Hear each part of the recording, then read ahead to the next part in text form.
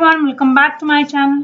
Basically हमने previous video में chapter number 7 को स्टार्ट किया था। चैप्टर नंबर 7 में ऑलरेडी हमने 2 टॉपिक कर लिए हैं। ओके, तो आज हम लोग स्टार्ट करने जा रहे हैं दूसरा टॉपिक। ठीक है, तो बेसिकली चैप्टर नंबर 7 में हमने क्या क्या देखा हुआ है।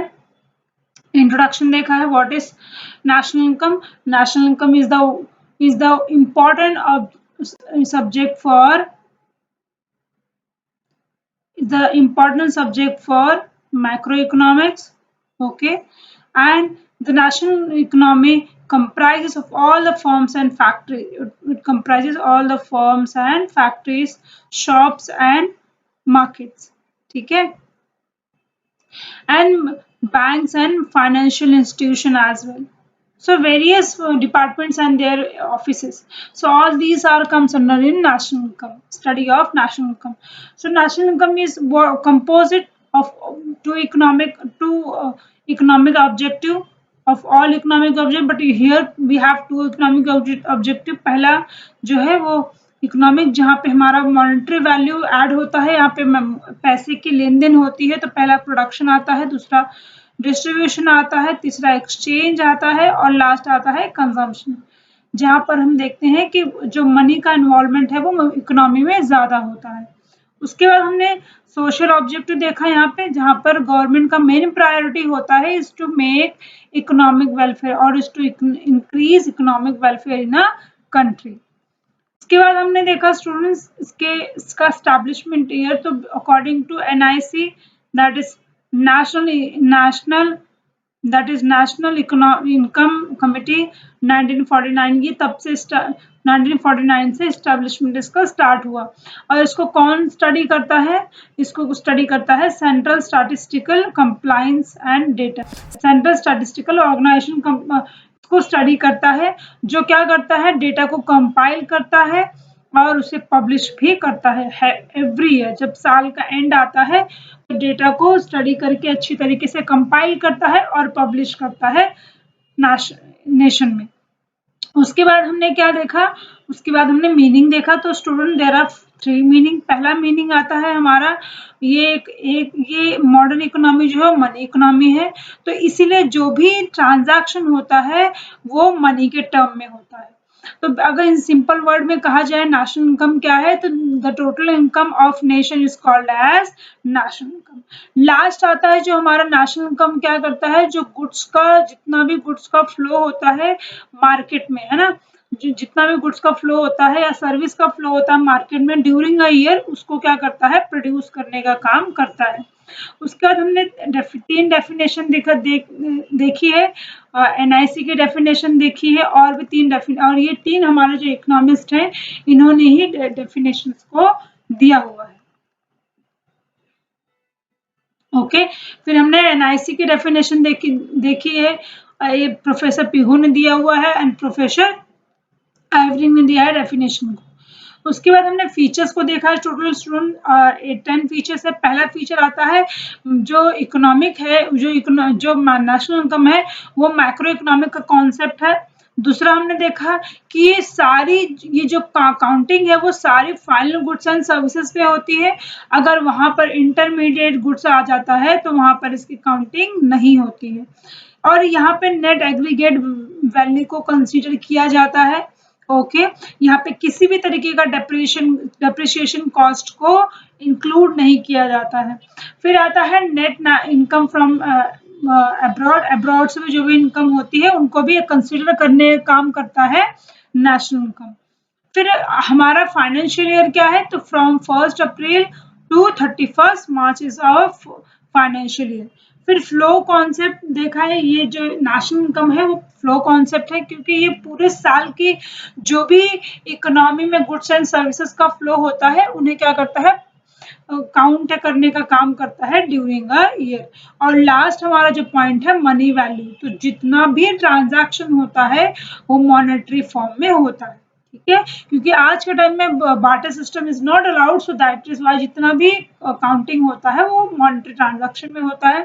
फिर हमने लास्ट वीडियो देखा था सर्कुलर फ्लो ऑफ इनकम क्या होता है, ये मैक्रो इकोनॉमिक का कॉन्सेप्ट है। ये बताता है कि जो मनी का फ्लो है मार्केट इन इकोनॉमी में वो कंटिन्यू बना रहता है। कैसे?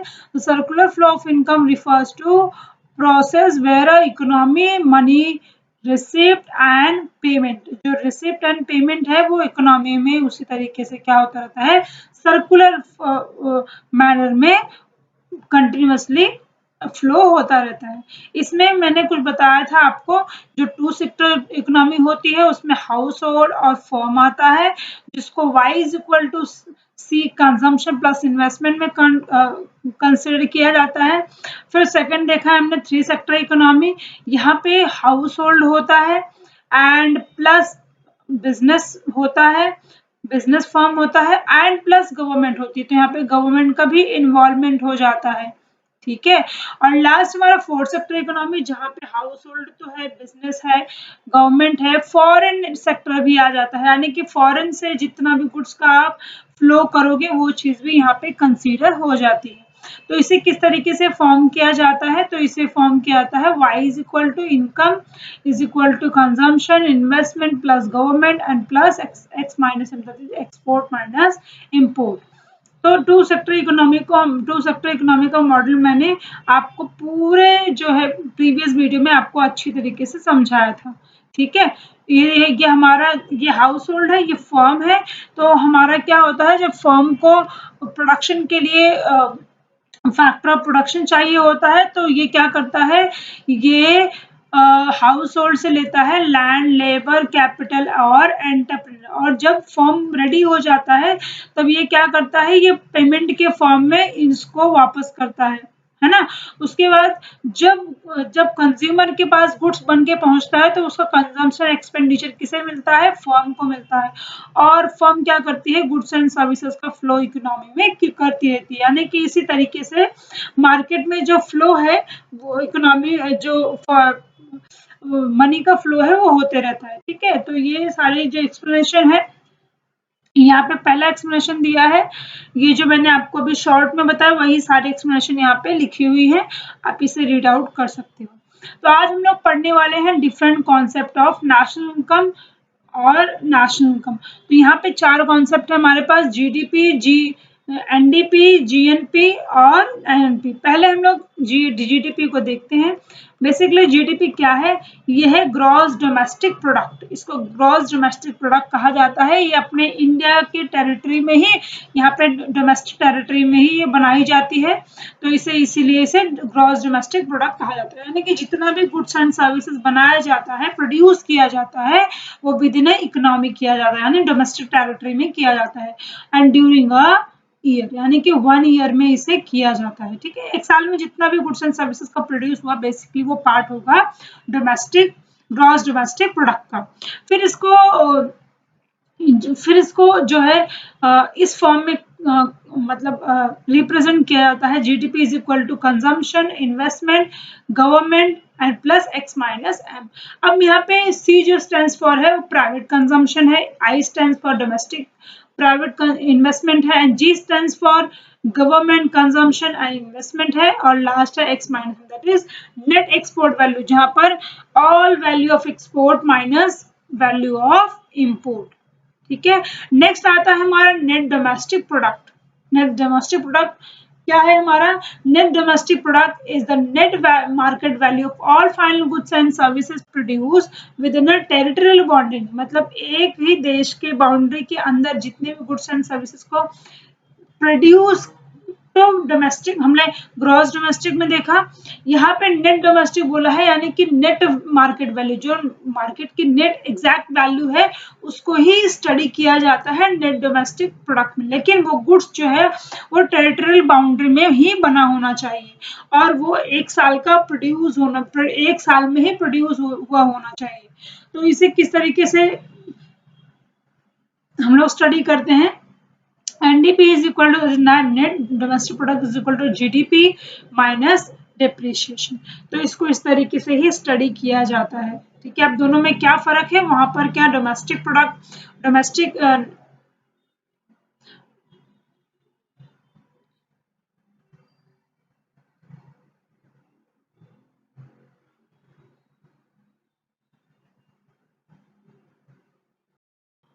अगर मैं पूछूं आपसे दोनों में क्या डिफरेंस है, तो अगर हम लोग देखेंगे तो पहले में क्या डिफरेंस है,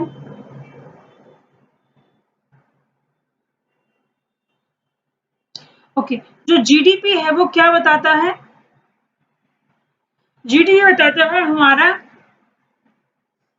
ग्रॉस डोमेस्टिक मार्केट वैल्यू का। यहाँ पे ग्रॉस डोमेस्टिक मार्केट वैल्यू है, प्लीज रिमेंबर दिस थिंग कि यहाँ पे जो भी बन रही है उसका ग्रॉस है, यानी कि टोटल कितना है, ठीक है। और ये डोमेस्टिक टेरिटरी ऑफ कंट्री में ही बनाया जाता है, लेकिन यहाँ पर क्या है, यहाँ पर नेट है। दोनों में क्या फर्क है, वो ग्रॉस था, यहाँ पे नेट है। जो भी गुड्स, नेट क्यों है, क्योंकि यहाँ पे डेप्रिसिएशन को माइनस किया जा रहा है और वहाँ पे डेप्रिसिएशन का कोई भी लेना देना नहीं था। तो यही सिंपल सा डेफिनेशन डिफरेंस है दोनों में, ठीक है। नेक्स्ट आता है हमारा ग्रॉस नेशनल प्रोडक्ट, जीएनपी, ठीक है। What is GNP, GNP means gross value of final goods and services. अभी आपने प्रीवियस दो में पढ़ा कि ग्रॉस जो था वो एक नेट था, एक ग्रॉस था। अब यहाँ पे क्या है, gross of all final goods and services जो प्रोड्यूस हुआ है एनुअली, यानी कि एक साल के अंदर प्रोड्यूस हुआ है, उसे ही मार्केट वैल्यू में या मार्केट में किस तरीके से उसका प्रिपेयरिंग किया गया है, तो उसको इस तरीके से स्टडी किया जाता है।